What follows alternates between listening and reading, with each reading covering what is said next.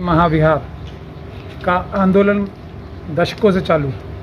मेरे ख्याल से उससे पहले से भी चालू है, 100 साल से ज़्यादा से चालू है, लेकिन वो जनता की नज़र में आया नहीं उतना। लेकिन महाबोधि महाविहार के साथ अत्याचार 1000 साल से भी ज़्यादा पुराना है। ये 1000 साल से ज़्यादा का अत्याचार और जो ये नाजायज़ कब्ज़ा है, जिसको 1949 के कानून द्वारा एक तरीके से उसको एक झूठी कानूनी संवैधानिक मोहर लगाने की भी कोशिश की गई है।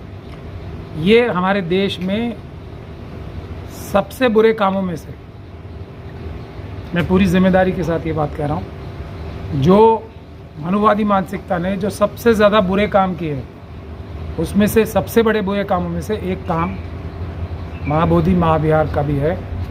इससे बड़ा अत्याचार और अनाचार कुछ हो सकता है कि एक ऐसा धर्म जो दुनिया में अगर मेरे ख्याल से सबसे बड़े धर्मों में से एक धर्म है, संख्या वाइज पहले या दूसरे नंबर पे, लेकिन उसकी सही, क्योंकि भारत में संख्या का आंकलन सही नहीं हुआ है, इसलिए वो तीसरे नंबर पे आता है दुनिया में। अदरवाइज़ ये पहला होगा या दूसरा होगा, ये बात तथ्यात्मक रूप से सही है। और हो सकता है दुनिया में सबसे बड़ा धर्म बौद्ध धर्म ही आज भी हो, अगर भारत में उनकी जनसंख्या की गिनती ठीक तरीके से हो जाए। तो एक ऐसे धर्म के बारे में ज़्यादा लोग फॉलोअर्स हैं उसको भी भूल जाते हैं। महात्मा गौतम बुद्ध ने मनुवाद, और मनुवाद हम किसे कहते हैं, इंसान को इंसान के बराबर ना समझने को, छुआछूत की मानसिकता को कानूनी स्वरूप देने को ये मानसिकता को हम मनुवाद कहते हैं। तो जैन धर्म के बाद जो सबसे बड़ा इफ़ेक्टिव, जिसे मैं कहूँगा, जो सबसे बड़ा ज़मीनी स्तर पे मनुवाद के खिलाफ जो मनुवाद का जवाब था, वो बौद्ध धर्म से आता है और महात्मा गौतम बुद्ध की वाणी से आता है। इसीलिए शायद मनुवादी सबसे ज़्यादा अगर किसी से डरते हैं, सबसे ज़्यादा किसी से चौकन्ने रहते हैं, तो वो बुद्ध धर्म से रहते हैं। तो इसीलिए बुद्ध धर्म की इतनी सी भी वाणी कहीं पहुंच ना जाए, उसको जो सबसे पवित्र स्थल है जहाँ से वो वाणी उत्पन्न हुई, उसी को उन्होंने एक कहा जाए लोहे की चट्टान से, स्टील की चट्टान से, स्टील के कवच से ढक रखा है कि वो आवाज़ जो है जिसने पूरी दुनिया को जागृत किया एक समय में, वो दोबारा मनुवाद को जड़ों बुनियाद से ख़त्म ना कर दे। इस डर से महाबोधि महाविहार में ये उनकी एग्जिस्टेंशियल लड़ाई है मनुवाद की। और इसी वजह से यहाँ देख लीजिए, मैं नागपुर में हूँ आज, वही कार्य बिल्कुल सेम टू सेम कार्य ये दीक्षा भूमि में भी हो रहा है। कोई फ़र्क नहीं है, क्योंकि बाबा साहब डॉक्टर भीमराव अम्बेडकर ने बुद्धिज़्म को रिवाइव करने की चेष्टा की थी यहाँ पे, तो उतनी ही ताकत से आज यहाँ दीक्षा भूमि में भी आप लोग नागपुर आके देख सकते हैं, उतनी ही ताकत लगा के बाबा साहब डॉक्टर भीमराव अम्बेडकर की दीक्षा भूमि की वाणी को दबाने और कुचलने की कोशिश पूरी ताकत से मनुवादी मानसिकता कर रही है। मैं आपको प्रैक्टिकल प्रॉब्लम बता दूँ, आपका कोई विरोधी है, वो ताकतवर है, आप उससे कह रहे हो अपने जो समाप्ति के घोषणा पत्र पे साइन कर दो, आप अपने समाप्ति के ऑर्डर पे साइन कर दो, तो ये तो थोड़ा अनुचित मांग है।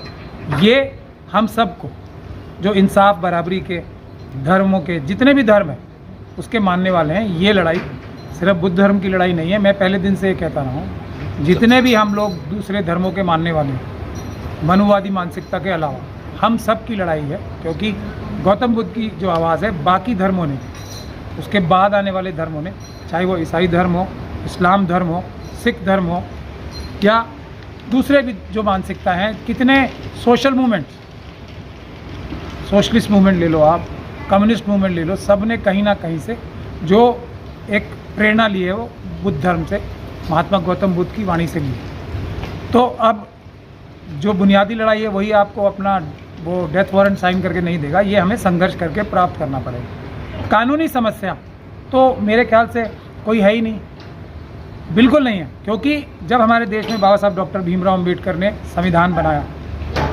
फिर वही बात आ गई कि मनुस्मृति जला के बाबा साहब ने संविधान बनाया, तो और उस संविधान में ये लिखा है साफ तौर पे कि इस संविधान से पहले अगर कोई कानून ऐसा है जो इस संविधान की मूलभूत भावना के खिलाफ है तो वो तुरंत प्रभाव से निष्क्रिय माना जाएगा, समाप्त माना जाएगा। इसीलिए बाबा साहब डॉक्टर भीमराव अम्बेडकर से भी सबसे ज़्यादा चिढ़ते हैं। तो वही बात है, इसमें कोई, ये तो अपने आप ही गैर कानूनी है, इसमें कुछ करने की आवश्यकता नहीं। लेकिन कोई भी ईमानदार तो इसको अपने आप ही पार्लियामेंट को इसको वायलेटिव ऑफ कॉन्स्टिट्यूशन घोषित करके समाप्त कर देना चाहिए। मोदी जी के शासनकाल में और उससे भी पहले देखा है ना आपने, सैकड़ों हज़ारों जो कानून रद्द किए गए, ख़त्म किए गए, समाप्त किए, ये उन्हीं कानूनों में से एक ऐसा कानून है। लेकिन अब समस्या क्या आती है? समस्या आती है जैसे मुस्लिम धर्म में एक कॉन्सेप्ट है मुनाफिकत का, कि जो लोग ज़बान से कुछ और दिल में कुछ, उसमें इस्लाम धर्म में ऐसे लोगों की सज़ा जो सामने खुला दुश्मन होता है उससे भी ज़्यादा मानी जाती है। तो यहाँ भी हम सभी लोगों में जो पीड़ित प्रताड़ित वर्ग हैं उनकी भी समस्या सामने वाले दुश्मन से नहीं है, अपने अंदर जो घास के अंदर हरे रंग के सांप हैं उनसे है। ये एक पिटीशन सुप्रीम कोर्ट में डली हुई है। अब मैं उस पर ज़्यादा टिप्पणी नहीं करना चाहता कि वो कैसी है नहीं है। 2018 में उसमें एक आदेश हुआ था कि इसको हम, और ये चीफ जस्टिस साहब की कोर्ट में चल रही है, तो हम इसका निस्तारण बहुत जल्दी करेंगे। आज 2018 से लेके आज 2025 आ गई है, उसका निस्तारण नहीं हुआ। हाँ, अभी एक हफ़्ता पहले उसकी कोई डेट लगी है, लेकिन फिर आगे डेट लगी। एक कुछ लोगों ने ख़ास तौर पे ये सुमित रतन भंटे साहब ने मुझे अप्रोच किया है और हम उनकी इंटरवेंशन पिटीशन डाल रहे हैं। कुछ और लोग भी हमें अप्रोच कर रहे हैं, उनके नाम से भी हम इंटरवेंशन पिटीशन डालेंगे ताकि हम इस केस को मजबूती से लड़के जल्दी से जल्दी महाबोधि जो बुद्ध विहार है उसको आज़ाद करा सकें। ये जो नाजायज़ कब्ज़ा है उस पर उसको छुड़ा सकें। लेकिन जितनी ज़्यादा पिटीशंस अच्छी मजबूत जाएंगी उतना बेहतर रहेगा, ऐसा मेरा मानना है। क्योंकि हमने ऐसे भी केस देखे हैं, अभी आपने कुछ दिन पहले कपिल मिश्रा के खिलाफ हमने एक FIR कराने का ऑर्डर लिया।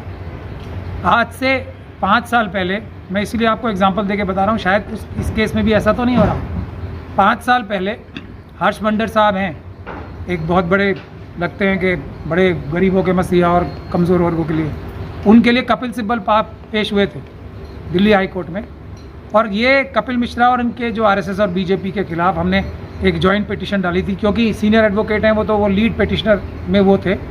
तो उन्होंने वो 4 साल पहले पिटीशन विड्रॉ कर ली थी ये कह के कि हम मजिस्ट्रेट की अदालत में डालेंगे। तो 4 साल डिले हुआ कपिल मिश्रा साहब के खिलाफ FIR होना, और उसमें हर्ष मंडर साहब पिटिशनर थे और कपिल सिब्बल साहब, जिन्हें हम सब बहुत बड़ा वकील मानते हैं और वो हैं भी, उनकी वजह से 4 साल देर हुई। तो हमें एक एक कदम फूक फूक के रखना है, ये भी हमारी सबसे बड़ी मुसीबत है। किस जगह बूबी ट्रैप छुपा हुआ है, कौन सा हमारा जो एक तरीके से हितैषी लगने वाला व्यक्ति हमारे खिलाफ है, ये हमें पहचानना सबसे आवश्यक है। Thank you sir.